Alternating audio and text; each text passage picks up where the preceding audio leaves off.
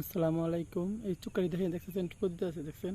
এই এটা কিন্তু আপনি বিশাল বড় এক বিল দেখছেন। চুক্কারি পদ্ধতি কিন্তু আবার বাসায় দিছে, কিন্তু হালকা ডিউ তো আপনার এবার দিছি বাসায়, যে ডুবাই নিলে টান দেওয়া যায়।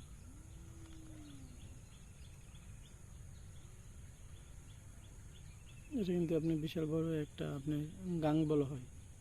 এটার মধ্যে বিশাল বড় মাছ আছে, এই জন্য আজকে আসলাম ভোর সকালে, দেখি তকদিরে কি মিলে।